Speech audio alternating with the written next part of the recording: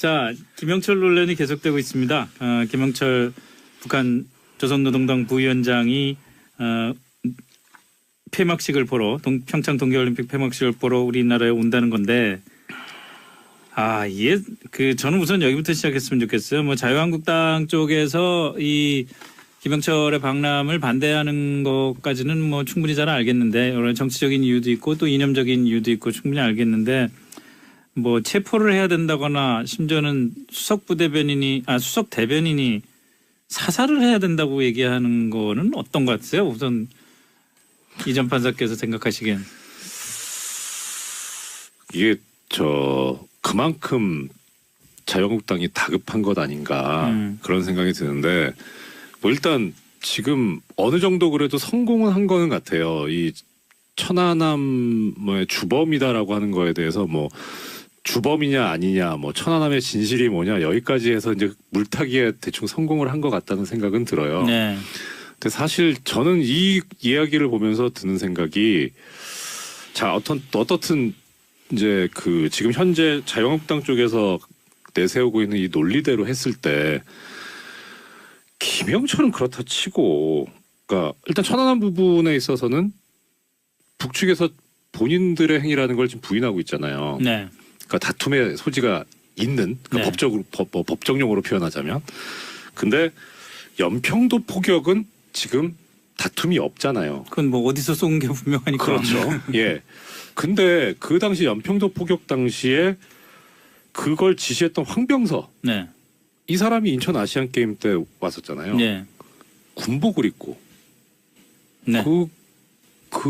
그런 사람을 당시 김무성 대표가 만나서 환담을 하는 사진도 있고 보도가 됐거든요. 주적에 군인이 군복을 입고 나타났는데 거기에 대해서 환담을 했던 그런 집단이 이제 와가지고 사살을 얘기한다는 게, 또 그것도 그렇지만 거기에 대해서 이 지금 보도를 하고 있는 뭐 예를 들어 조선일보 같은 경우에 예전에는 뭐 예전에 이제 회담 때, 남북 고위급 회담 때 김영철이 나타나니까 회담의 격이 높아졌다, 이렇게 얘기를 했다가 이제는 도대체 천안함 유족들의 뭐 심정은 어떻게 하겠다는 거냐. 예. 그러니까 이렇게 앞뒤가 바뀔 수 있느냐. 그러니까 그게, 이 사람들은 이런 얘기를 할 자격이 없는 사람들 아닌가. 뭐 조선일보는 그래도 뭐 그럴 수 있어요. 뭐 주필이 돈 받고 기사 써주는 데니까 그럴 수도 있다고 치고. 조선일보 얘기는 여기서 그만하시죠. 근데 아니, 저 자유한국당은 좀 이렇게까지 나올 것 같으면 그런 거에 대해서 좀 반성을 좀 하고 이야기를 하고 국민들한테 그래야 메시지가 먹히지 않겠습니까? 본인들이 했던 거에서. 김 변호사 어떻게 생각하세요? 이제 북한의 어떤 문제는 그때그때 상황마다 좀 다른 측면들은 있어요. 2010년 당시와 2017년의 어떤 북핵의 문제라는 것은 네. 차원이 다른 문제인 거죠, 사실은.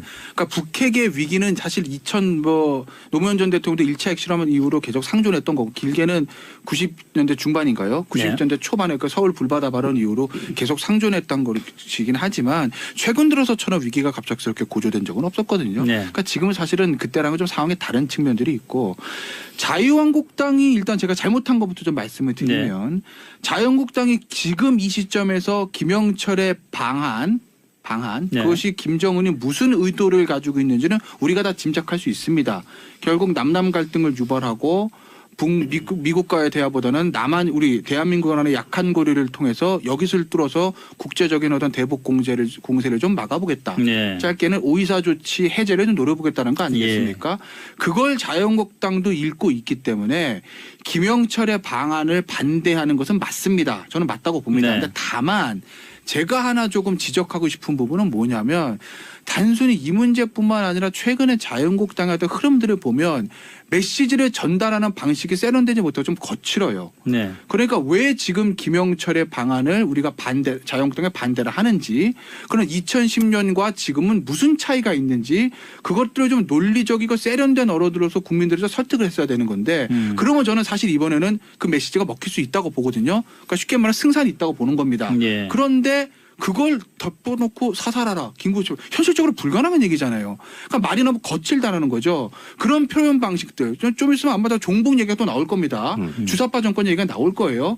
그런 얘기들이 나오게 되면 지금 벌써 앵커도 벌써 먼저 하시는 이 오늘의 이 토크의 주제가 자유한국당에 사살하는 그런 반응은 맞습니까? 이거 아니겠습니까? 네.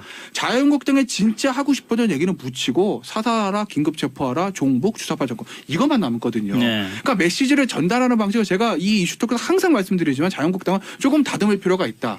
그래야 국민들한테 본인들이 정말 하고 싶었던 얘기가 진정성 있게 다가올 수 있을 거라는 그렇게 봅니다. 김 변호사님 말씀대로 자유한국당이 하고 싶은 얘기가 그거였다는 것을 저는 처음 알았어요 오늘. 그러니까 그만큼 김 변호사님 말씀대로 메시지 전달을 잘못하고 있는 거죠. 근데 오히려 그렇게 죄송합니다. 그렇게 얘기를 하니까 드는 생각은 그러니까 김 변호사님 같은 분께서 자유한국당 계시면 돼요. 전 된다고 생각해요. 그럼 이게 맞다. 이거 전략적으로 우리가 북한이 노리는 게 뭔지 한번 생각도 해보고 이런 걸 좀 다듬어서 가봐야 된다라고 하는 얼마나 이 조언이나 충고로서 얼마나 좋은 이야기입니까? 근데 그게 아니라 대뜸 이렇게 나오니까 당장 반발심이 반응이 오는 게 당신들은 옛날에 어떻게 했는데 이게 무슨 소리냐 이런 걸로 지금 이 프레임이 전환되면서 붙어버리게 되거든요. 그러니까 결국은 아까 말씀하신 대로 종북 얘기 또 나올 겁니다라고 하셨는데 저는 진짜 저도 그럴 것 같아요. 왜냐하면 그렇게밖에 할 수가 없었으니까. 오히려 지금 이 상황에서 물론 국가적으로는 조금 전에 김 변호사님 말씀하신 충고를 이 정부 쪽에서도 들어야 되겠습니다만 진짜 자유한국당 쪽에서 좀 들었으면 좋겠어요. 김명철을 남북 군사회담 때 자유한국당이 당시 새누리당이 김명철 오는 게 잘 됐다라고 얘기한 거는 남북 간의 군사 당사자 간의 회담에서 김명철이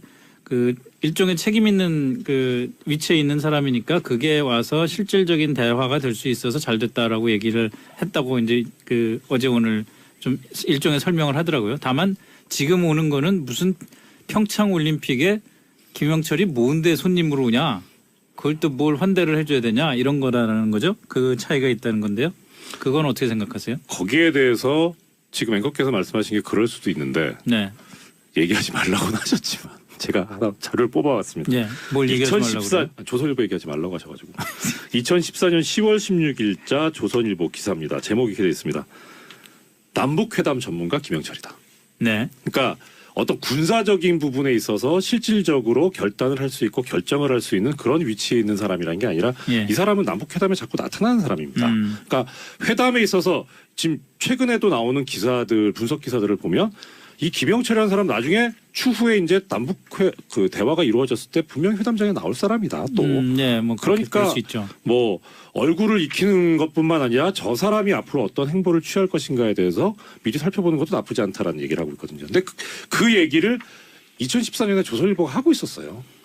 그러니까 이정열 전 판사 말씀하신 대로 김태현 변호사가 자유한국당에 대해서 아까 지적한 부분들 정말 자유한국당에 김태현 변호사 같은 분이 있으면 참 잘할 텐데 그렇다는 생각이 드는데 지금 전 사실은 말이죠. 지금 이전 판사님 얘기를 하려고 그러는데 정부의 이전 판사님 같은 사람이 있어서 어제 오늘 김영철 문제에 대해서 대응을 했다면은 지금보다는 정부가 좀 편하게 김영철 저는 오늘 김 변호사님한테 배운 건데요. 저는 그래서 몰랐습니다. 칭찬인지 아닌지 지금 헷갈립니다 제가. 예. 아니 그러니까 김영철이 천안함 그러니까 정부에서 예를 들어서 국정원에서 얘기한 것도 그렇고 오늘 정보위에서 통일부에서 얘기한 것도 그렇고 천안함 북침에 책임이 있는지는 분명하지 않다. 이런 대답을 하기보다는 그 얘기하기 전에 우선 선제적으로 김영철은 밉든 이쁘든 곱든 아니든 간에 앞으로 우리가 남북 대화를 이어나갈 때 얼굴을 봐야 될 사람이다. 이 사람하고 대화를 할 수밖에 없는 거고 그만큼 저쪽에서 우리의 목소리를 낼 때 우리의 목소리에 대해서 책임 있게 대응할 수 있는 사람이다. 이렇게 말할 수 있으면 좋았던 거 아닌가요? 그 얘기를 하고 싶었는데 처음에 사살하라가 나오니까 사실 깎아냈었던 거죠. 그거는 저는 앵커의 지적이 맞다고 보는 게 오늘 통일부 공식 맹통이 대승적 차원에서 이해해달라 이렇게 얘기가 나왔습니다. 왜냐하면 어제 이제 조명근 통일부 장관이 김영철 책임자라고 뭐 천안함 폭증의 책임자라고 확인된 거 없는데요? 어제 이랬거든요. 예. 청와대에서도 계속 그 얘기가 나왔습니다. 그러니까 집권 여당의 더불어민주당에서 그 얘기가 나오는 거죠. 그래 정작 통일부 홈페이지에 가면 그렇게 안 돼 있다는 거 아니겠어요? 북한 정보라는 사이트에 네. 김영철의 총책임자로 표시가 돼 있다는 거 아니겠습니까? 그 얘기들을 기자들이 이제 지적을 하니까 아 대승적 차원에서 이해해줬으면 좋겠다라고 얘기를 합니다. 굉장히 수세적이에요. 수세적, 그러니까 물론 이해가는 측면이 있어요. 어쨌든 이 정찰총국이라는 게 우리로 말하면 국정원 플러스 통일부.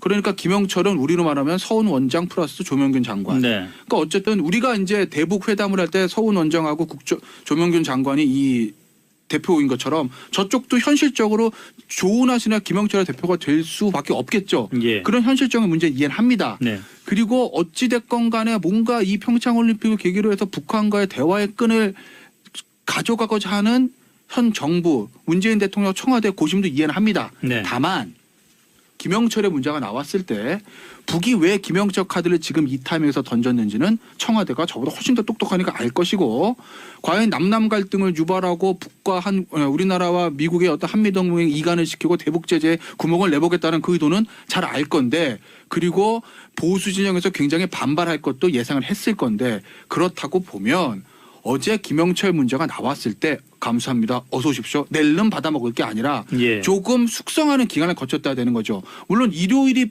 폐막식이기 때문에 시간상 어떻게 주말까지는 통보를 해줘야 되겠지만 최소한 하루 정도는 이해를 구하는 작업이 필요하지 않았을까. 당시에 김영철이 천안의 폭증을 배운 것은 맞다.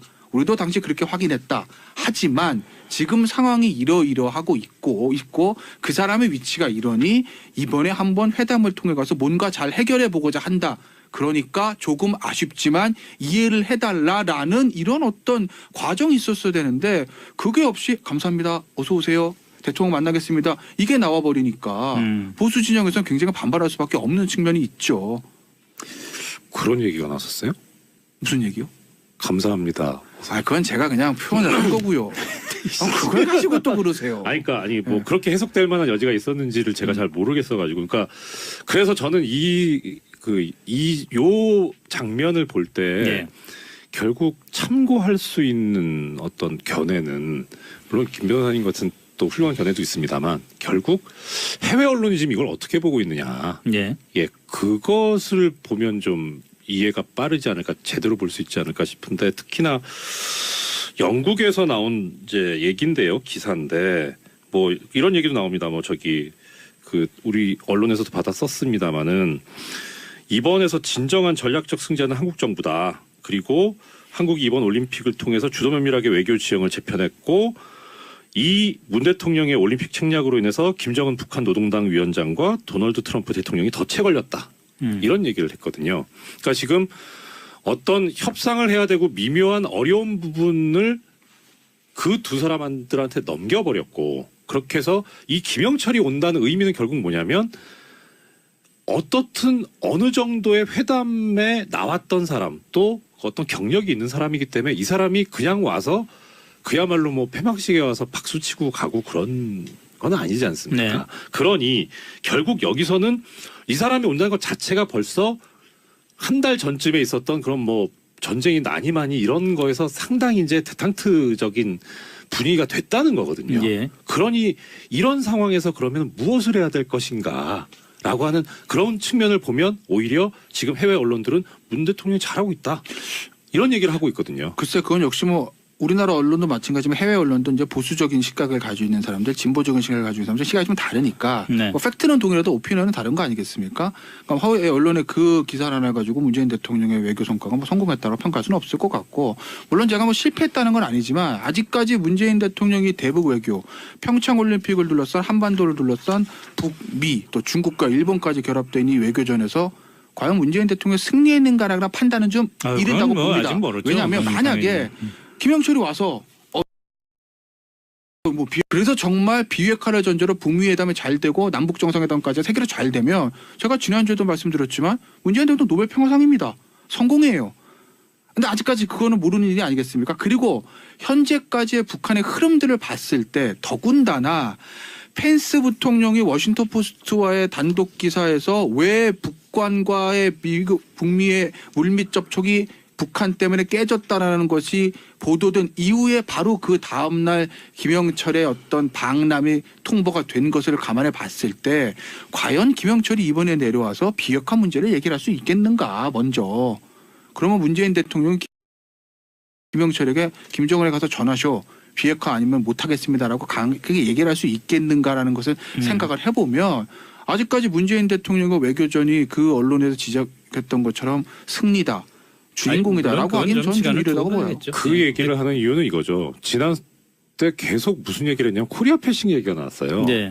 근데 그러니까 지금 뭐 예를 들어서 북한과 미국과의 관계에서 한국이 지금 배제돼 있다. 뭐 네. 중국하고 뭐 미국하고 바로 직통으로 연결된다. 이런 얘기했었는데 지금 상황에서 보면 김정은도 그렇고 트럼프도 그렇고 한국을 통하지 않고는 지금 뭐가 안 되는 상황이 돼버린 거예요.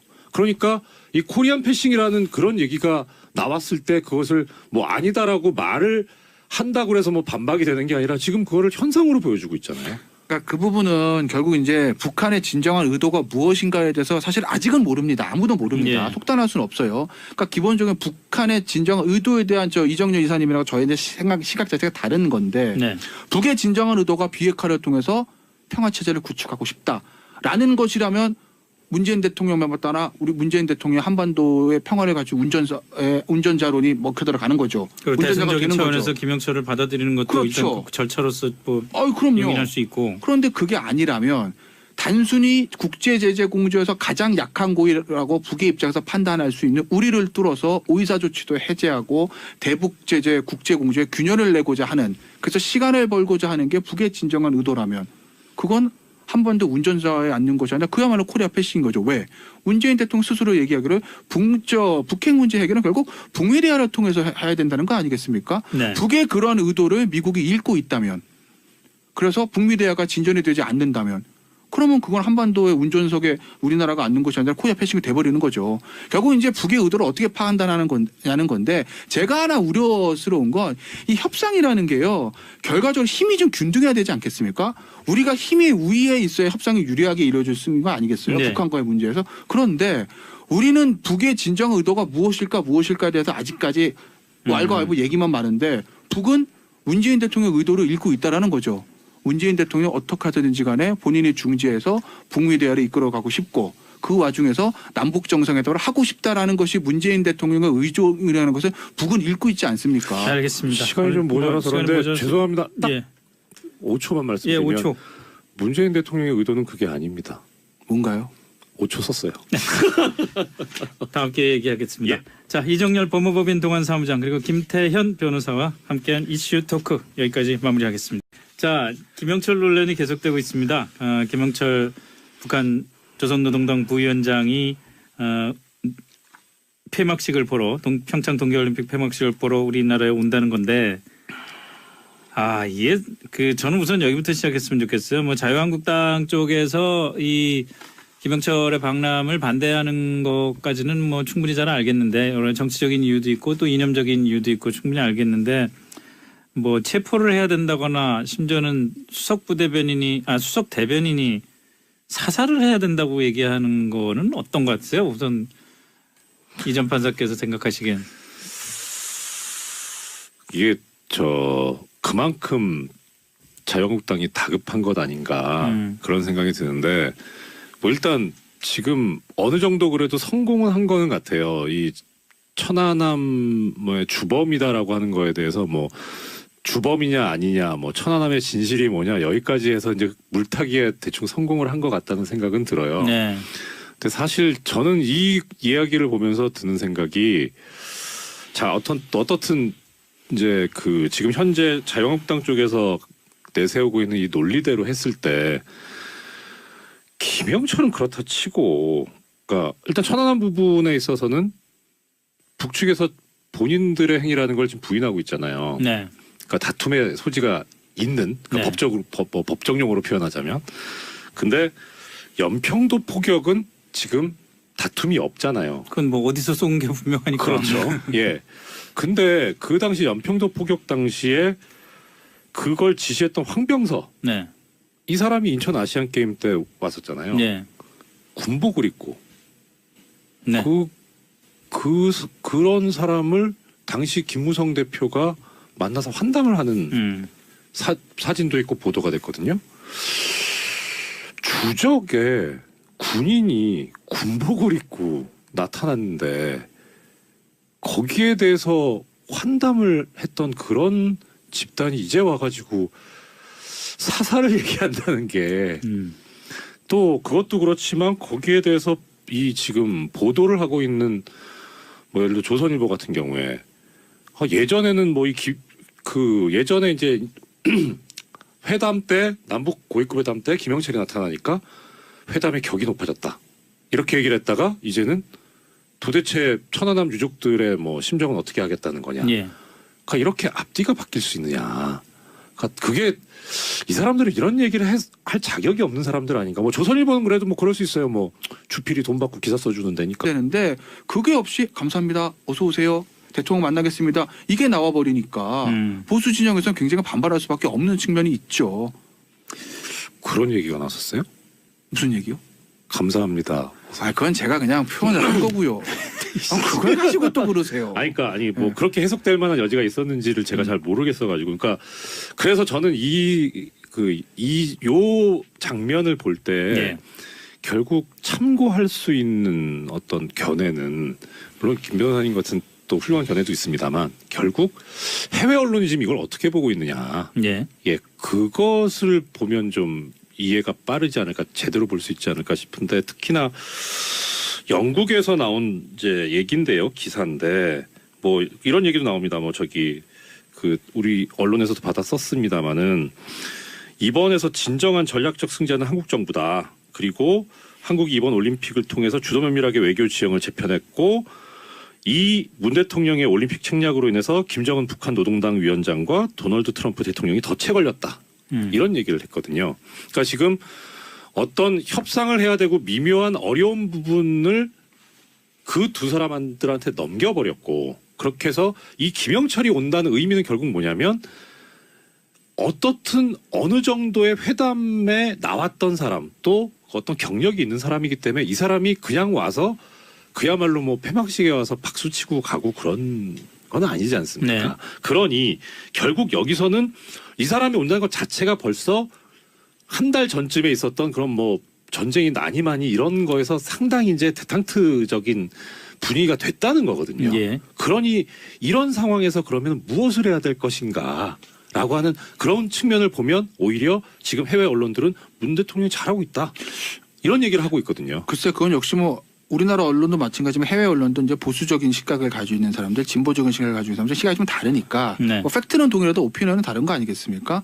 그러니까 해외 언론의 그 기사를 하나 가지고 문재인 대통령의 외교 성과가 뭐 성공했다고 평가할 수는 없을 것 같고, 물론 제가 뭐 실패했다는 건 아니지만 아직까지 문재인 대통령이 대북 외교, 평창 올림픽을 둘러싼 한반도를 둘러싼 북미 또 중국과 일본까지 결합된 이 외교전에서 과연 문재인 대통령이 승리했는가라는 판단은 좀 이른다고 뭐 봅니다. 아직 멀었죠. 왜냐하면 만약에 김영철이 와서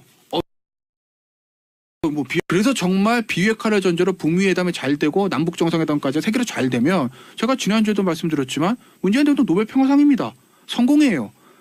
근데 아직까지 그거는 모르는 일이 아니겠습니까? 그리고 현재까지의 북한의 흐름들을 봤을 때 더군다나 펜스 부통령이 워싱턴 포스트와의 천안함, 그러니까 정부에서 예를 들어서 뭐 국정원에서 얘기한 것도 그렇고 오늘 정보위에서 뭐 통일부에서 얘기한 것도 그렇고 뭐 천안함 북침에 책임이 있는지는 뭐 분명하지 않다.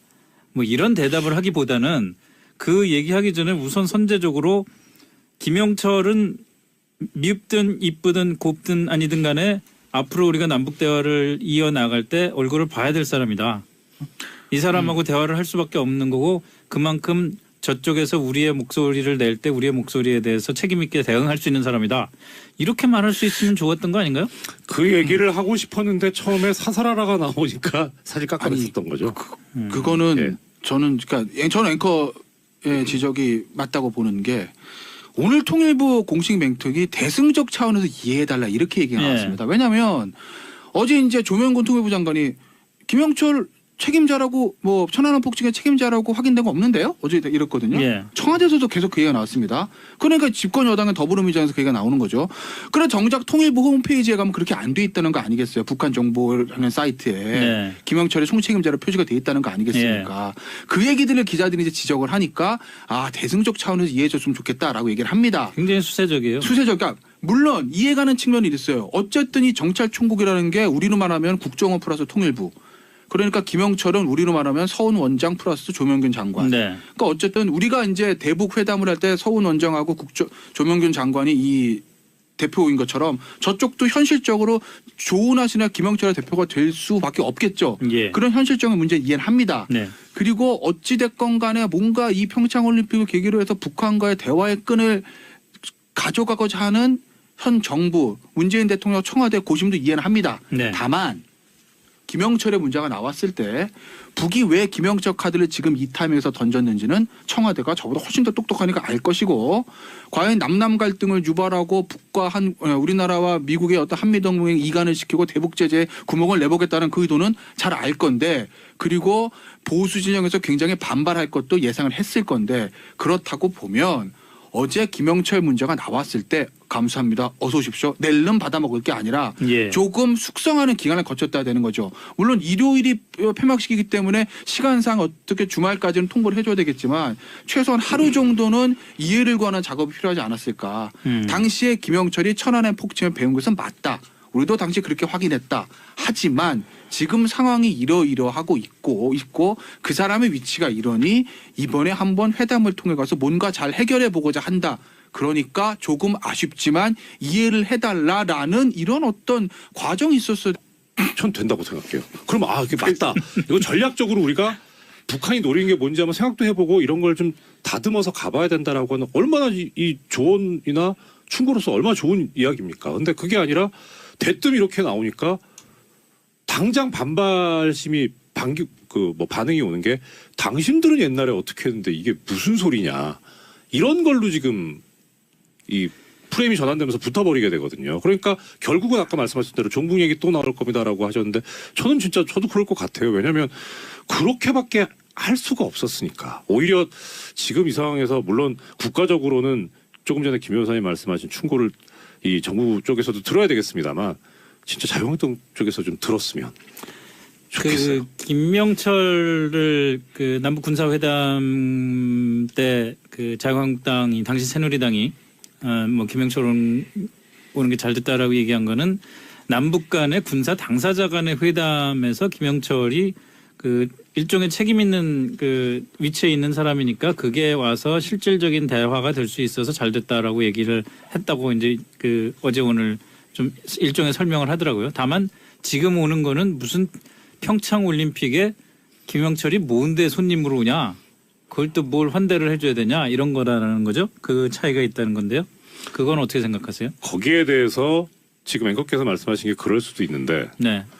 얘기하지 말라고는 하셨지만 제가 하나 자료를 뽑아왔습니다. 네. 뭘 얘기하지 말라고 그래요? 조선일보 얘기하지 말라고 하셔가지고 2014년 10월 16일자 조선일보 기사입니다. 제목이 이렇게 되어 있습니다. 남북회담 전문가 김영철이다. 네. 그러니까 어떤 군사적인 부분에 있어서 실질적으로 결단을 할 수 있고 결정을 할 수 있는 그런 위치에 있는 사람이라는 게 아니라 예. 이 사람은 남북회담에 자꾸 나타나는 사람입니다. 그러니까 회담에 있어서 지금 최근에도 나오는 기사들 분석 기사들을 보면 이 김영철이라는 사람 나중에 추후에 이제 남북 그 대화가 이루어졌을 때 분명히 회담장에 나올 사람이다. 또 네, 뭐 그러니까 그럴 수 있죠. 뭐 얼굴을 익히는 것뿐만 아니라 저 사람이 앞으로 어떤 행보를 취할 것인가에 대해서 미리 살펴보는 것도 나쁘지 않다라는 얘기를 하고 있거든요. 근데 그 얘기를 2014년에 조선일보가 하고 있었어요. 그러니까 아니 그 이정열 전 판사 말씀하신 대로 김태현 변호사가 자유한국당에 대해서 아까 지적한 부분들 정말 자유한국당에 김태현 변호사 같은 분이 있으면 참 잘할 텐데 그렇다는 생각이 드는데 지금 전 사실은 말이죠. 그 지금 이전 판사님 얘기를 하려고 그러는데 정부의 이전 판사님 같은 사람이 있어서 어제 오늘 김영철 문제에 대해서 대응을 했다면은 지금보다는 정부가 좀 편하게 김영철 저는 오늘 김 변호사님한테 배운 건데요. 저는 그래서 몰랐습니다. 칭찬인지 아닌지 지금 헷갈립니다 제가. 예. 아니 그러니까 뭐 김영철이 뭐 그럴 수도 있다고 치고. 조선일보 얘기는 여기서 그만하시죠. 근데 아니 저 자유한국당은 좀 이렇게까지 나올 것 같으면 그런 거에 대해서 좀 반성을 좀 하고 이야기를 하고 국민들한테 그래야 메시지가 먹히지 않겠습니까? 본인들이 했던 거에서. 김 변호사 어떻게 생각하세요? 이제 북한의 어떤 문제는 그때그때 상황마다 좀 다른 측면들은 있어요. 2010년 당시와 2017년의 어떤 북핵의 문제라는 것은 네. 차원이 다른 문제인 거죠, 사실은. 그러니까 북핵의 위기는 사실 노무현 전 대통령도 1차 핵실험 이후로 계속 상존했던 거고 길게는 90년대 중반인가요? 90년대 초반에 그 서울 불바다 발언 이후로 계속 상존했던 것이긴 하지만 최근 들어서처럼 위기가 갑작스럽게 고조된 적은 없었거든요. 네. 그러니까 지금은 사실은 그때랑은 좀 상황이 다른 측면들이 있고 자유한국당이 일단 제가 잘못한 것부터 좀 말씀을 드리면 자유한국당이 지금 이 시점에서 김영철의 방한 네. 그것이 김정은이 무슨 의도를 가지고 있는지는 우리가 다 짐작할 수 있습니다. 결국 남남 갈등을 유발하고 미국과의 대화보다는 우리 대한민국과의 약한 고리를 통해서 여기를 뚫어서 국제적인 어떤 대북 공세를 좀 막아보겠다. 네. 짧게는 오이사 조치 해제를 좀 노려보겠다는 거 아니겠습니까? 그걸 자유한국당도 읽고 있기 때문에 김영철의 방안을 반대하는 것은 맞습니다. 저는 맞다고 봅니다. 네. 그런데 다만 제가 하나 조금 지적하고 싶은 부분은 뭐냐면 단순히 이 문제뿐만 아니라 최근에 자유한국당의 어떤 흐름들을 보면 메시지를 전달하는 방식이 세련되지 못하고 좀 거칠어요. 네. 그러니까 왜 지금 김영철의 방안을 우리가 자유한국당에 반대를 하는지 그런 2010년과 지금은 무슨 차이가 있는지 그것들을 좀 논리적이고 세련된 언어들로서 국민들에서 설득을 했어야 되는 건데 그러면 저는 사실 이번에는 그 메시지가 먹힐 수 있다고 보거든요. 그러니까 쉽게 말하면 승산이 있다고 보는 겁니다. 예. 그런데 그걸 덮어놓고 사살하라. 김구조 현실적으로 불가능한 얘기잖아요. 그러니까 말이 너무 거칠다는 거죠. 그런 표현 방식들 좀 있으면 아마 다 종북 얘기가 또 나올 겁니다. 주사파 정권 얘기가 나올 거예요. 그런 얘기들이 나오게 되면 지금 벌써 앵커도 벌써 먼저 하시는 오늘의 이 토크의 주제가 자유한국당에 사살하는 그런 반응은 맞습니까? 이거 아니겠습니까? 네. 자유한국당에 진짜 하고 싶었던 얘기는 묻히고 사살하라, 긴급 체포하라, 종북, 주사파 정권 이것만 남았거든요. 네. 그러니까 메시지를 전달하는 방식을 제가 이 이슈 토크에서 항상 말씀드리지만 자유한국당은 조금 다듬을 필요가 있다. 그래야 국민들한테 본인들이 정말 하고 싶었던 얘기가 진정성 있게 다가올 수 있을 거라는 그렇게 봅니다. 김 변호사님 말씀대로 자유한국당이 하고 싶은 얘기가 그거였다는 것을 저는 처음 알았어요 오늘. 그러니까 그만큼 김 변호사님 말씀대로 메시지 전달을 잘못하고 있는 거죠. 근데 오히려 그렇게 죄송합니다. 그렇게 얘기를 하니까 드는 생각은 그러니까 김 변호사님 같은 분께서 자유한국당 계시면 돼요.